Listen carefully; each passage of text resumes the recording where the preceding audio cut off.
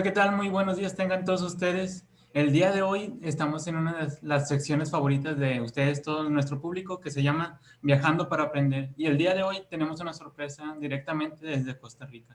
Pero antes de iniciar con esta sorpresa, vamos a pasar aquí con mi compañera Carolina Casillas. Gracias, Santos, por esta aportación y pues bueno, muy contentos y felices porque vamos a realizar una entrevista a un profesor desde Costa Rica. Él se llama Brian Vindas Gómez y pues le dejo el turno para que se pueda presentar. Bueno, hola, mi nombre es Brian Vindos Gómez. Primero que nada, agradecerles tanto a Santos como a Carolina la invitación. Bueno, yo soy profesor de estudios sociales y educación cívica en Costa Rica. Enseño en un colegio que es una modalidad especial que se llaman colegios subvencionados. El colegio es católico, privado, y se llama Colegio Claretiano. Enseño octavo año a nivel de secundaria. Ok, muy bien. Bueno, pues vamos a empezar con una serie de preguntas que serían referente al cómo se enseña las ciencias sociales en educación de Costa Rica. Bueno, entonces comenzando con nuestra primera pregunta sería, ¿cómo está compuesta la escolaridad en secundaria en Costa Rica? Ok, para hablar del sistema educativo en Costa Rica, primero hay que tener en cuenta algo fundamental. Sí, son las instancias que se encargan de la educación. En Costa Rica tenemos el Ministerio de Educación Pública, también llamado MEP, que es el que se encarga de gestionar todo lo que tiene que ver con la educación.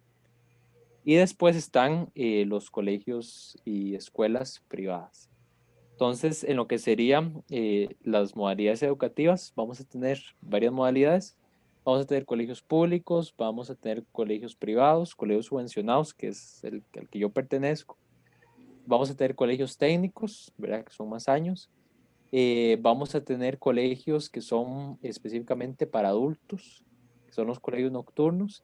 Hay español, tenemos igual ciencias, ¿verdad? Ciencias a nivel de secundaria ya se estaría dividiendo en lo que es biología, en lo que es química y lo que es física matemática. Y en el caso de estudios sociales, igual se divide en lo que serían propiamente los estudios sociales, ¿verdad? Y la educación cívica o educación ciudadana. Entonces, por un lado tenemos a los estudios sociales, donde no solamente es geografía e historia, sino también vinculamos economía, un poco antropología, un poco de sociología, etcétera. Bueno, y género, con los nuevos enfoques. Y luego está educación cívica, que ya tiene que ver con elementos más que todo políticos, formación ciudadana, conocimiento del sistema político costarricense, etcétera. Y para continuar con esta pequeña entrevista, vamos a la siguiente pregunta, que es, ¿cuál es el rango de edades de los estudiantes de secundaria? Ok, a nivel de secundaria tenemos un rango que va desde los 12 años, que es para séptimo, ¿verdad? Los estudiantes llegan a séptimo año aproximadamente entre 12, 13 años y van finalizando a los 16, 17 y para las modalidades técnicas 18 años. Bueno, como ya mencionó, dentro de las ciencias sociales acá en México, pues podemos decir que se separa historia y geografía. Entonces podemos pasar a la siguiente pregunta que nos diría en qué corriente pedagógica se basa su educación. A nivel personal, me enmarco más en un enfoque que sería socioconstructivista. No soy totalmente conductista ni tampoco totalmente constructivista.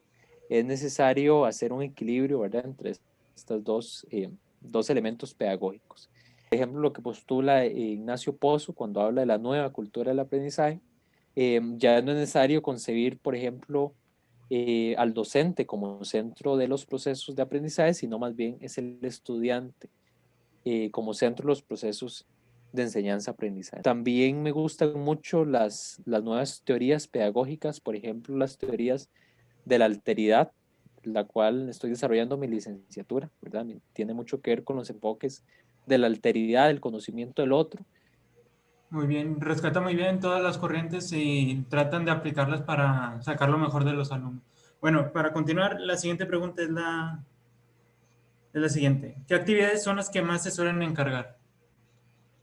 Vamos a ver, a nivel evaluativo, ¿verdad? Tal vez iniciando con la evaluación, nosotros tenemos que cubrir pruebas, pruebas escritas, ¿verdad?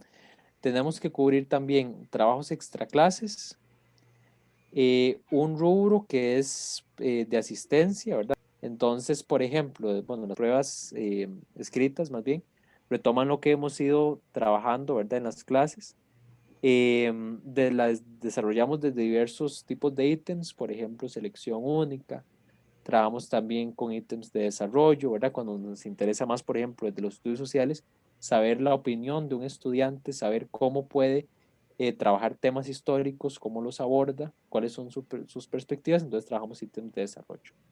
Respuesta corta, que son para elementos más específicos, y también algunos apartados que es para asociar, ¿verdad? Por ejemplo, se utiliza mucho en geografía. Luego, el siguiente rubro serían los extraclases. Con los extraclases son trabajos que funcionan de apoyo, apoyo a lo que estamos viendo día a día en las clases. Entonces, por ejemplo, si es un tema un poco complicado, ¿verdad? Tratamos de reforzarlo a partir de una pequeña investigación, a partir de un trabajo que tal vez pueda iniciar en el aula y lo terminan en sus casas, ¿verdad?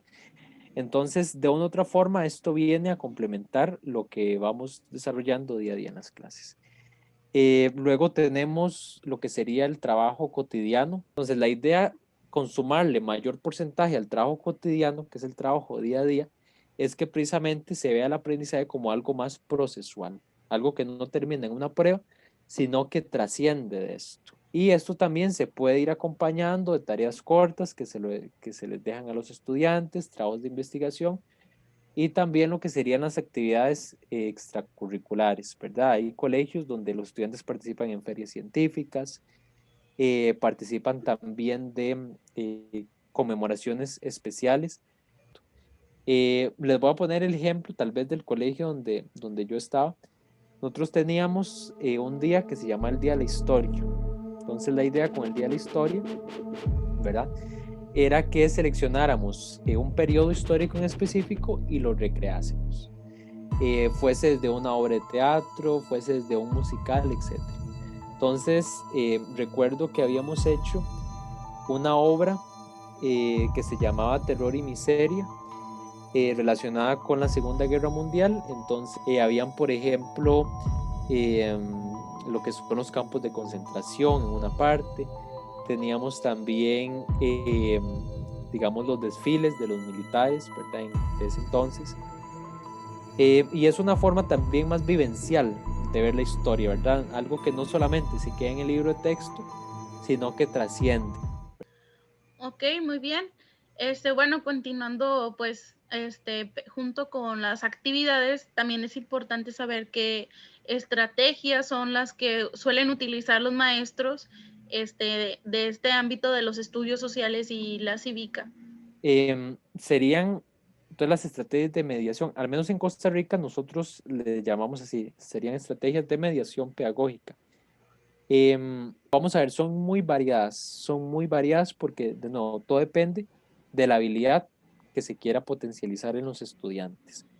Es importante resaltar que en el sistema educativo costarricense y la forma como están desarrollados los estudios sociales, se comprenden diferentes periodos históricos. En séptimo, por ejemplo, trabajamos el tema de la Edad Antigua. Entonces es un primer acercamiento al proceso de hominización, a las primeras civilizaciones, ¿verdad? Y vemos un poco de geografía, una geografía más sostenible, una geografía más ambiental.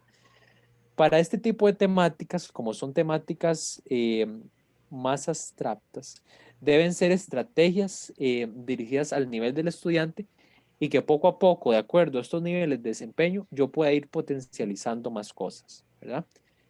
Entonces, a partir de aquí se trabajan, por ejemplo, con videos interactivos, como se trabajan también con relatos de ese periodo, por ejemplo, cuando se ve Mesopotamia. También se pueden trabajar un poco con obras de teatro. Aquí me gustaría mucho vincular la interdisciplinariedad educativa. Entonces, por ejemplo, si estamos viendo Egipto, Podemos trabajar también con algunas máscaras específicas, algunos tipos de objetos que utilizan los faraones. Y para esto, evidentemente, necesitamos la colaboración de otras disciplinas, como las artes plásticas. Entonces, una buena forma también, desde el punto de vista de la mediación, de las estrategias que ustedes hablan, es trabajar con otros departamentos, apoyarse con otros profesores. Y es aquí donde cobra mucha importancia el tema de la interdisciplinariedad. Bueno, luego de séptimo año vamos a tener octavo. En octavo año vemos geografía, nada más. Por ejemplo, para ver el tema de la tectónica de placas, en lo que sería específicamente América Central, nosotros trabajamos, bueno, al menos yo trabajo con este tipo de material, no sé si lo pueden apreciar bien por ahí, pero como pueden ver es un rompecabezas y esto es principalmente para trabajar el tema de los bordes de placas, ¿verdad? Entonces la idea es que al ser un tema de nuevo tan abstracto, podamos hacer una transposición didáctica de secundaria. Entonces aquí de nuevo se utiliza mucho color, se utiliza mucho la parte visual, ¿verdad? Que ellos vayan construyendo y que puedan identificar un poco los bordes de placa. Entonces aquí por ejemplo tenemos flechas que van indicando los procesos tanto de convergencia como divergencia. Luego por ejemplo también tenemos algunas fichas que son específicamente para trabajar el tema de los desastres naturales y antrópicos, la gestión del riesgo y todo lo que sería el cambio climático. Entonces eso es un poco. Después de ahí vamos a tener noveno. En noveno hay que ver lo que es un poco la historia moderna. Entonces ya el nivel es más complejo. Y aquí tenemos que trabajar con otras estrategias de ya más de análisis, más un poco de ver, digamos, los textos, ¿verdad? Luego de estos tres niveles vamos a los niveles avanzados, que sería el nivel de décimo año y el nivel de undécimo año. La complejidad es mayor. Tenemos que ver elementos, ¿verdad?, históricos que son muy específicos, como la Revolución Mexicana, la Revolución Cubana, y esto amerita una serie de estrategias como documentales, análisis de estos documentales y también giras de campo. Y luego de eso ya tenemos el último nivel, que sería el nivel de undécimo, que esto ya preparación hacia las pruebas finales. Y ahora se llaman las pruebas FARO, que es parte también de la reforma educativa que ha hecho Costa Rica. Entonces, ya al ser el último nivel, igual se trabajan con documentales, se trabajan con giras de campo, se trabaja en algunos casos con cuestionarios, se trabaja también con análisis de textos, se trabajan con debates, ¿verdad? Hay una innumerable cantidad de actividades que se pueden hacer y que precisamente promueven actividades como el pensamiento crítico, la ubicación espacial, etc. Entonces, tal vez esto es una síntesis de lo que podemos encontrar de actividades, ¿verdad? Ok, pues muchas gracias por las aportaciones. Creo que pues se le da mucha importancia a los estudios sociales, lo cual es muy importante porque nos hace el poder conocer y también crear una ciudadanía. Y pues le cedo la palabra a mi compañero Santos para que nos dé una despedida de esta entrevista.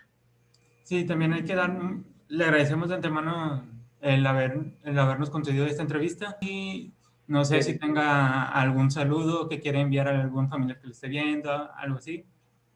Sí, de mi parte, bueno, también agradecerles a ustedes por la invitación. Ha sido bastante enriquecedor este tipo de espacios. Entonces, de verdad, de nuevo, un placer este tipo de espacios y ojalá se puedan promover más adelante. Claro que sí. Bueno, pues ahora a todos los que nos están viendo, pues les invitamos a que puedan pasar a nuestra actividad, que vamos a poner en práctica todos estos conocimientos que hemos aprendido sobre la educación en Costa Rica. Así es que vamos a ver qué actividad tenemos. Hasta luego.